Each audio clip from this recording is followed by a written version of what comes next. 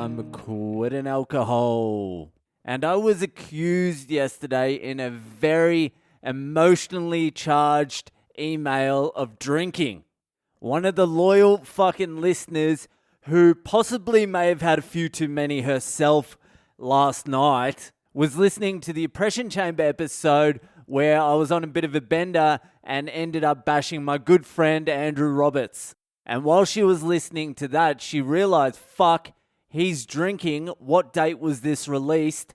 And she looked at the release date, which was sometime in September 2020. So she went to this podcast, the I'm Quitting Alcohol podcast, for the episode that was released on the same date as I released that Oppression Chamber episode.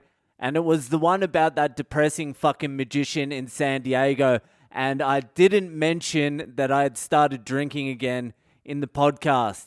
And she was like, I understand this podcast is called I'm Quitting Alcohol and not I Quit Alcohol, but like seriously, she questioned my integrity. The only tiny little bit of integrity I'm fucking clinging to is that I'm being honest about the not drinking.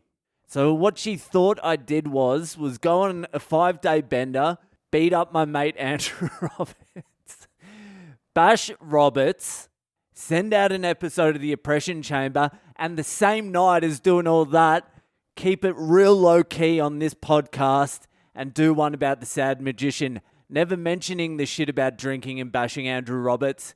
All this in September 2020 in the middle of fucking Melbourne lockdown. She's Irish. It's an Irish chick, so you got to understand that these things are a little bit complex. But the reason the dates don't line up is because I had to change podcast hosts for the Oppression Chamber late last year so it could go on Spotify. I think I mentioned it maybe about 400 times. So none of the dates are going to line up, but that Andrew Roberts bender was my second last bender. That was a brutal one too. But when I received that email, I have to say I was hurt. I was genuinely hurt. My integrity is all I have. And I don't mean my integrity in all areas. I'm not integral in all areas, just this one. So when that was called into question, it hurt. It hurt a lot. But she's a $20 member of the Patreon, so it's all forgiven and it better fucking stay that way. But it was also like I was in a dream too, because lately I've been having so many fucking dreams about drinking. It's pretty intense. Drinking and eating lollies. Like I'm at a lolly store and I can just choose any lollies I fucking want and I just load up and start hammering the lollies. Like a dream the fat kid from Willy Wonka would have. But the drinking dreams are more often. And it's always like this. I'm seriously having about 3 or 4 drinking dreams a week at the moment. And it's more or less always this. I get fucking hammered. And then towards the end of the dream, I realize, oh fuck, I'm not meant to be drinking. And the first thing isn't the drinking, it's the podcast. I'm like, oh fuck, what am I going to do about the podcast? I need to fucking tell them I'm not drinking. Can I fucking avoid that? And then I'm like, nah. And I always get this fucking deep guilt in my dreams when I think about not telling people on the podcast that I've had a drink. So I'm here to tell you right now, if I ever have another drink, even just one, even just an accidental sip or anything, you cunts are going to be the first to know. And I'll start the clock again. It will be back to day one. Imagine that, starting the clock again. Jesus Christ. I would have to go on a bender if I started drinking again, so those days wouldn't be included. They wouldn't be included in this non-drinking and the next one, so they would be like fucking blank days or something. Blank days. Blackout days. I'll just have to write blacked out. The episodes during that bender would just be called blacked out. And then I stop again and it's day one. And it takes me 2 years and 30-something days to get back to where I was. Fuck that. That would be harder than doing another 15, 20 years from now. That 2 years and 30 days to get back to where I was. Fuck that. I don't think I'd be able to do it. There would be too many excuses I'd be able to make in those 2 years and 30-something days. Fuck that. I did have a dream the other night, though, that I was walking down the street and I had a pint in my hand and I had one sip of the pint and I'm like, fuck, not again. and I put it on a brick wall and I walked off. I just had one sip in my dream. So I'm slowly starting to get off the booze in my dreams too. So anyway, I just want to tell you, if I ever fucking drink, I promise you cunts will be the first to know. So let's move right along to this week's Boyle Breaks history. It just started fucking raining too. It's fucking hammering down and I'm sitting right underneath the crack too. And I'm not even worried because the fucking drain's there. Anyway, let's get to this week's Boyle Breaks history. So this week's topic is just another fucking topic that is so close to my heart. Like they all are. From the Russian Revolution to whatever the fuck else I've done, because I can barely remember any of these fucking history things. It was meant to be a thing where I learned some shit myself, but nothing's sticking because my wife's reading this book called Sapiens and she brought up the history of money the other day and I was like, oh, I did a podcast about that. And she's like, oh, what did you say? And I'm like, fuck, I can't remember. Nothing. I don't know. That it was like stamps or something. I know the Chinese were involved. It was the Chinese, yeah? So anyway, this week's topic is the history of penicillin. I bet that made the hairs on your arms stand on end with excitement. So Penny was discovered by this fucking Scottish doctor, fucking scientist. If you can call him a fucking scientist. He's hanging on by a thread. But his name was Alexander Fleming and he's Scottish and he discovered penicillin in the most Scottish way ever. By fucking accident.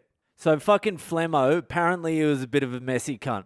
So one day he left a bunch of his petri dishes filled with bacteria on his workbench and then went on holiday. And while he was on holiday fucking tanning his balls on some fucking nude beach, some magical mold flew in through the window and landed on one of the petri dishes. There was like 3 of them, but it landed on the closest one.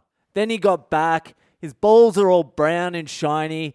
He gets to his workbench and he notices that one of the petri dishes is filled with mold and the bacteria is dead.